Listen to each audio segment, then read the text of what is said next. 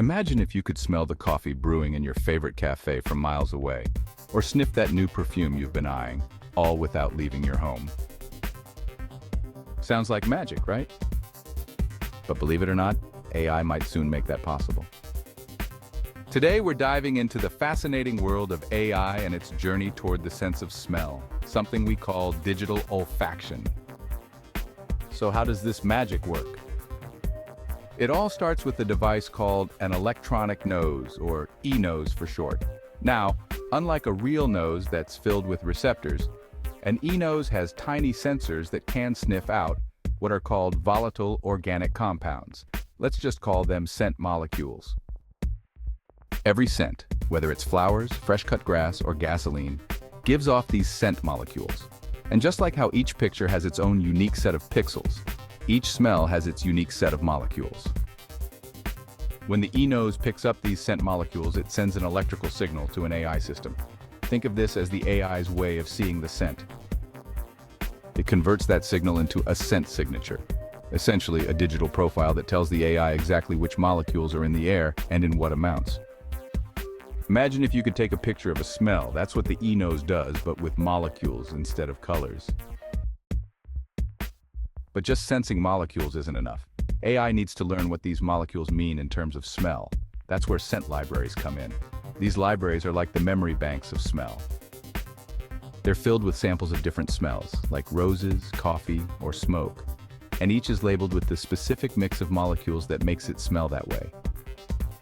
Just like how AI learns to recognize cats in photos by looking at thousands of cat images, it learns to recognize smells by studying thousands of these scent samples. Let's break it down a bit. AI uses something called supervised learning here. It's like teaching a child what smells are. For instance, you'd show them an orange and say, "This is citrusy." Over time, they'll recognize other citrus smells like lemon. In AI's case, it learns by matching different combinations of molecules with specific scents. And as it gathers more examples, it gets better and better at telling scents apart, even tricky ones that are almost identical. Sometimes AI doesn't even need specific examples. Using unsupervised learning, it groups similar smells together on its own. Imagine going to a fruit market blindfolded. You could tell that the citrus fruits have a similar smell even without knowing what each fruit is. AI does the same thing, clustering similar scent patterns together. This is a powerful way for it to recognize new scents by understanding groups of similar smells. So, what's next? Capturing smells is just the beginning. The real challenge is sending that smell somewhere else so others can experience it remotely, like if you could send the smell of fresh coffee across the internet. This starts with creating a scent profile or digital recipe. The e-nose creates a chemical fingerprint of the smell, which is then turned into a digital format. Think of it like translating smell into code, which can then be sent over the internet like a text or picture.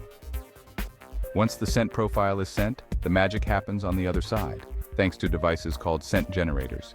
These are like digital noses in reverse. They hold tiny cartridges filled with safe, smell-making chemicals.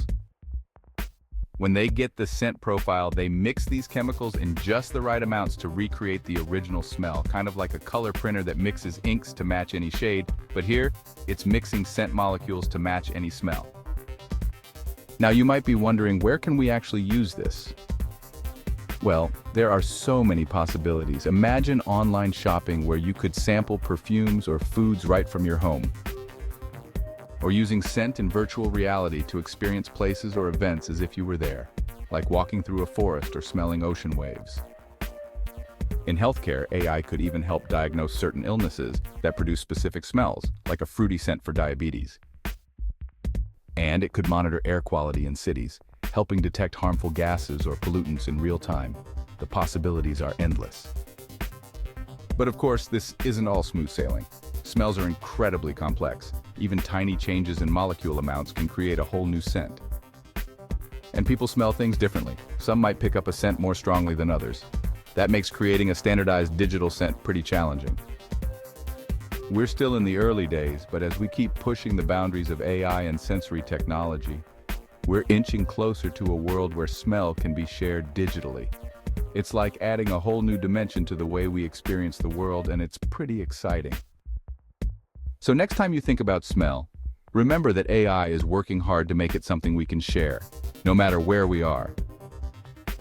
Thanks for watching, and let me know what you'd want to smell remotely if you had a scent device. See you in the next video.